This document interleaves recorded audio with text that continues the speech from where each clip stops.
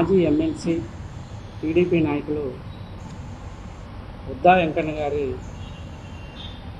ప్రస్తావించిన మాటలు చాలా హాస్యాస్పదంగా ఉంటాయి. జగన్మోహన్ రెడ్డి గారికి ఓటు వేసినట్టయితే ఆయన ఆంధ్ర రాష్ట్ర ప్రజలు చాలా కష్ట నష్టాలు కొనిపించుకున్నారనే విధంగా మాట్లాడటం చాలా హాస్యాస్పదం. ఎందుకంటే మన రాష్ట్రంలో 40% ఓటు బ్యాంకు తెచ్చుకొని ఒంటరిగా వచ్చి అధికారాన్ని చేజిక్కించుకొని ఆంధ్ర రాష్ట్ర ప్రజల్లో మన్నలు పొందిన వ్యక్తి జగన్మోహన్ రెడ్డి గారు. మాట తప్పని మడం తిప్పని నాయకుడు ఎవరైనా ఉన్నారంటే అది ఒక జగన్మోహన్ రెడ్డి గారే.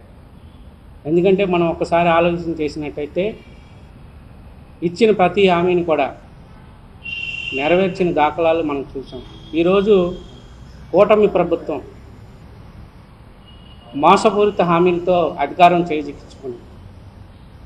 ఈరోజు రాష్ట్రంలో చూస్తూ ఉన్నాం, అరాచక పాలన సాగుతూ ఉంది. ఎక్కడ చూసినా మద్యం ఏరులై పారుతూ ఉంది. విద్యా వైద్యం నిర్వీర్యం అయిపోయింది.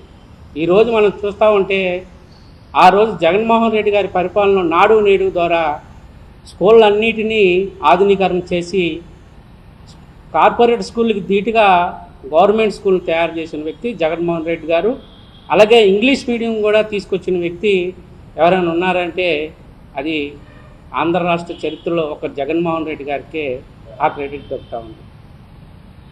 అంతేకాదు ఈరోజు మనం గవర్నమెంట్ హాస్పిటల్ చూస్తూ ఉంటే కనీసం స్ట్రెచ్చర్లు బెడ్లు లేని పరిస్థితి.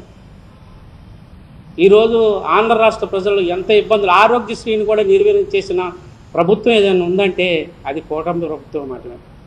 ఈరోజు చూస్తూ ఉన్నాం, మహిళల మీద అనేక అఘాయిత్యాలు, చిన్నపిల్లల మీద, స్కూలు విద్యార్థులు కూడా స్కూలు ఫీజులు కట్టలేని పరిస్థితిలో వాళ్ళు మానసికంగా సూసైడ్ చేసుకునే పరిస్థితి మనం చూస్తూ ఉన్నాం. మీరు తిరిగి ఏ రకంగా జగన్మోహన్ రెడ్డి మీద అభాండాలు వేస్తారు?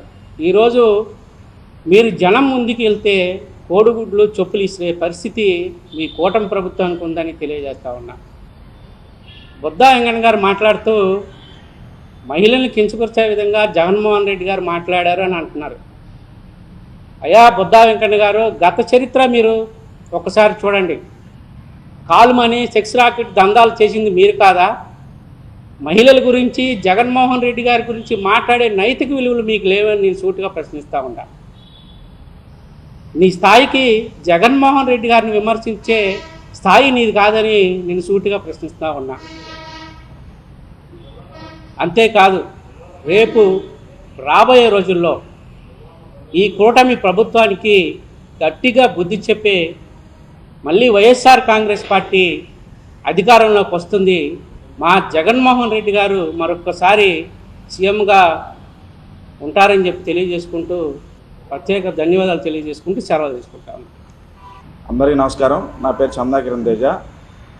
ఈరోజు మీడియా ముందుకు రావడానికి కారణం, బుద్దా వెంకన్న అనే వ్యక్తి టీడీపీలో సీనియర్ నాయకుడని చెప్పుకొని తిరుగుతున్న వ్యక్తి ఈరోజు జగన్మోహన్ రెడ్డి గారి గురించి, అంటే నిన్న జరిగిన మీటింగ్లో, ముఖ్యంగా విజయవాడలో కార్పొరేటర్ మరి ముఖ్య నాయకులతో జరిగిన మీటింగ్లో రాష్ట్రం మొత్తానికి, మాకే కాదు రాష్ట్రం మొత్తానికి ఒక దిశానిర్దేశం జగన్మోహన్ రెడ్డి గారు తెలియజేశారు. ఏ విధంగా జగన్ 1.0లో నేను ప్రజలను చూసుకోవడానికి నాకు టైం సరిపోయింది, కార్యకర్తలు బహుశా పట్టించుకోలేకపోయాను, టైం ఇవ్వలేకపోయాను అన్నారు. అదే జగన్ 2.0లో కార్యకర్తలకు ఏ విధంగా సహాయం చేస్తాము, కార్యకర్తలకు ఏ విధంగా అండగా ఉంటాం, కార్యకర్తలతో గవర్నమెంట్ ఏ విధంగా నడుపుతాం అనేది మాకు నూతనోత్సాహంతో జగన్మోహన్ రెడ్డి గారు నిన్న మాకందరికి ధైర్యం, దిశానిర్దేశం తెలియజేశారు.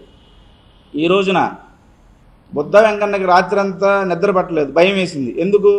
జగన్మోహన్ రెడ్డి గారు జగన్ 2.0 ఎలా ఉండిద్ది అని తెలియజేశారు.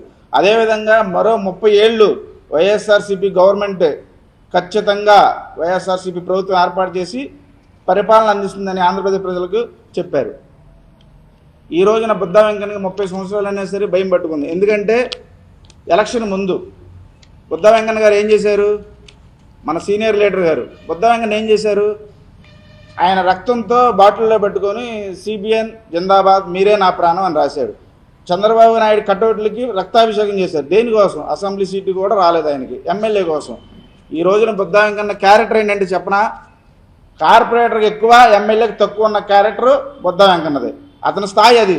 అతని స్థాయిని నిలబెట్టుకునే వ్యక్తి కాకుండా మళ్ళీ జగన్మోహన్ రెడ్డి గారికి సూటిగా ప్రశ్నిస్తున్న ఆయన జగన్ రెడ్డి అని సంబోధించడం ఏమన్నా కరెక్టా బుద్ధ వెంకన్న గారు?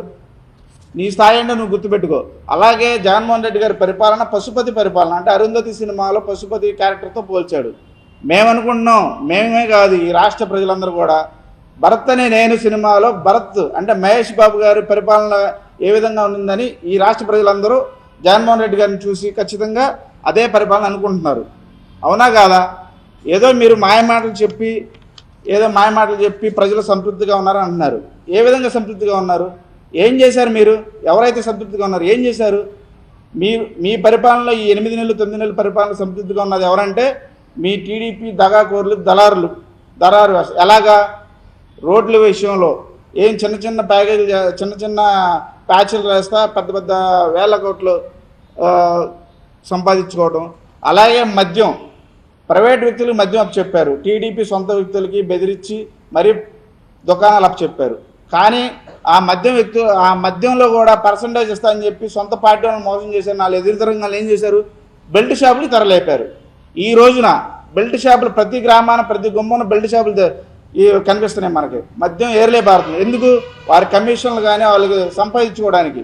కనీసం సొంత పార్టీ వాళ్ళకి కూడా న్యాయం చేయలేడు. ఏ విధంగా అవినీతి పరంగా కూడా న్యాయం చేయలేడు ఇతను. ఎందుకంటే ఒక సొంత కుటుంబం కానీ అతనున్న చుట్టూ ఉన్న కోటరీ కానీ ఈ రోజున బాగుపడుతుందని. ఇంకోటి బుద్ధ వెంకన్న గారి భయం ఏంటంటే మరో 30 ఏళ్ళు జగన్మోహన్ రెడ్డి గారు వస్తే నా పరిస్థితి ఏంటి? కనీసం మొన్న మనకి ఎమ్మెల్సీ ఎలక్షన్లో లేకపోతే ఎమ్మెల్సీలు కొంతమందికి ఇచ్చారు, లేకపోతే మనకి కొంత నామినేట్ పోస్టులు ఇచ్చారు. నామినేట్ పోస్టులు కూడా ఈ బుద్ధ వెంకన్న గారికి ఒక పోస్ట్ కూడా ఇవ్వలేదు. ఏమన్నాడు చెప్పిన ఆ రోజు? ఇదిగోండి ఆయన మాట్లాడింది మీకే అనిపిస్తాను ఒకసారి.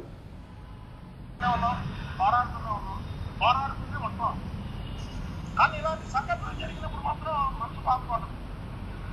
అదే ఏంటి మన పోరాటానికి గుర్తిస్తున్నారా, గుర్తించట్లేదా? ఈ పోరాటానికి విలువ ఉందా లేదా?